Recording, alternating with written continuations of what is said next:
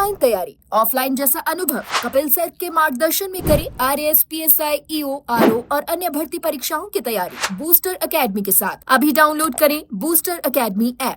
राजस्थान में भर्ती परीक्षाओं को लेकर लगातार सख्ती की जा रही है। सख्ती इसलिए की जा रही है कि आवेदन करने के बाद अभ्यर्थी जो है वो परीक्षा देने नहीं पहुंचते। आपने देखा होगा कि राजस्थान लोक सेवा आयोग में भी नियम है कि जो भी अभ्यर्थी परीक्षा देने नहीं पहुंचेगा, आवेदन करने के बाद उस पर पेनल्टी लगाई जाएगी।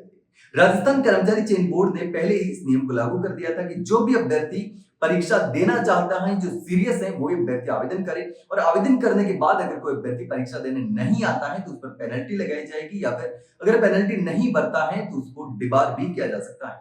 और राजस्थान लोक सेवा आयोग के द्वारा भी ये बार बार नियम जो है उसको लेकर के कहा जाता है, अभ्यर्थियों को वार्निंग भी दी जाती है कि आवेदन करने के बाद परीक्षा दे, अन्यथा आवेदन को वापस ले ले।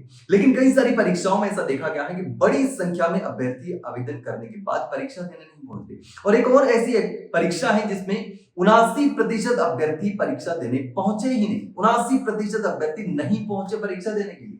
देखिए, और ये परीक्षा आरपीएससी के द्वारा की जा रही है।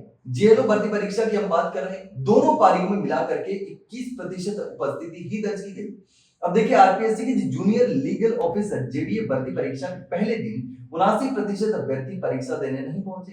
तो देखिए, 13,000 अभ्यर्थियों ने आवेदन किया था और 13,000 में से पंजीकृत अभ्यर्थी जो दोनों पारियों में 3,000 से भी कम अभ्यर्थी पहुंचे परीक्षा देने के लिए। तो इस तरीके से भर्ती परीक्षाओं में जो अनुपस्थिति बढ़ती जा रही है और परीक्षा मैनेजमेंट पर जो खर्च है उसको लेकर भी फिर से सवाल खड़े हो गए हैं। अब देखिए, जयपुर में 2 पारियों में जो परीक्षा हुई, पहली पारी में 13,245 अभ्यर्थी रजिस्टर्ड थे, पंजीकृत थे। उन अभ्यर्थियों में से 2,768 ने परीक्षा दी, जबकि 10,477 परीक्षा देने अभ्यर्थी पहुंचे ही नहीं।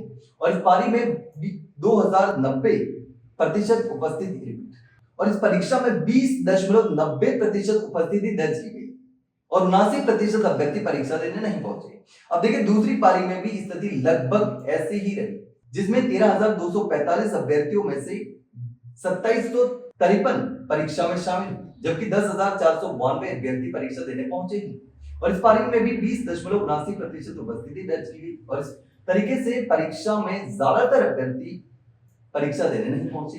अब देखिए, आयोग के मुख्य परीक्षा नियंत्रक जो आशुतोष गुप्ता है, उनका कहना है कि कई अभ्यर्थी एक साथ कई भर्तियों में आवेदन कर देते हैं। अब बेहतर अवसर मिलने, तैयारी या फिर व्यवस्थित कारणों से भी वे परीक्षा में शामिल नहीं होते, यानी कि कोई व्यक्तिगत कारण होते हैं, उनकी वजह से भी वो परीक्षा में शामिल नहीं होते। उन्होंने कहा कि निःशुल्क आवेदन व्यवस्था को भी कुछ विशेषज्ञ एक संभावित जो कारण है वो मानते हैं।